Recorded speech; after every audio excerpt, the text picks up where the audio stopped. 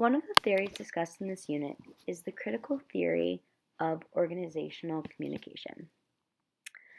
Some of the background information on this theory is to ensure that there is financial health of institution while also increasing the diverse human interests of the employees, and to also regard these institutions as being political as well as financial institutions.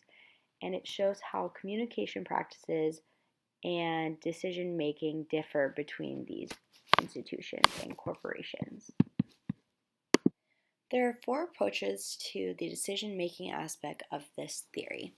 The first is strategy, which eliminates conflict and puts control amongst everyone instead of just a single person. The second would be consent, where it is secured throughout all places of the work with forms, information, languages, and other forms of communication. The third would be involvement, and things like suggestion boxes or meetings where everyone can consultate and discuss conflicting problems. And the fourth would be participation, is which employers participate to make these open-ended decisions for the company. Moving on, an example of the critical theory of organizational communication in the show like The Office would be as follows.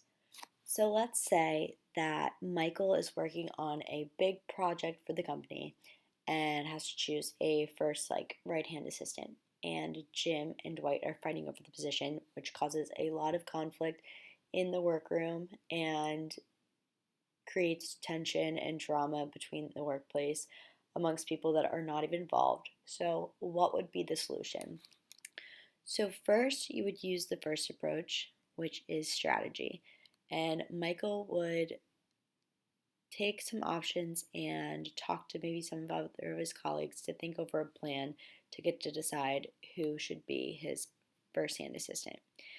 The second approach would be consent, and he would need to lean on all of his employees to make sure that he is their loyalty for everyone to look out for the best interests of the company.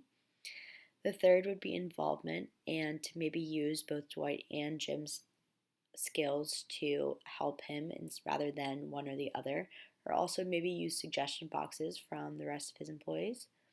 And the fourth would be participation, and this would what would occur as the final decision of their decision-making part on who gets to work with Michael. So the precise connection between the theory and the example are just basically how the scene from The Office touches on the four approaches to this theory, which are strategy, consent, involvement, and participation, and just how everyone within the corporate building worked together to make a final decision on who is supposed to be working with Michael on his project.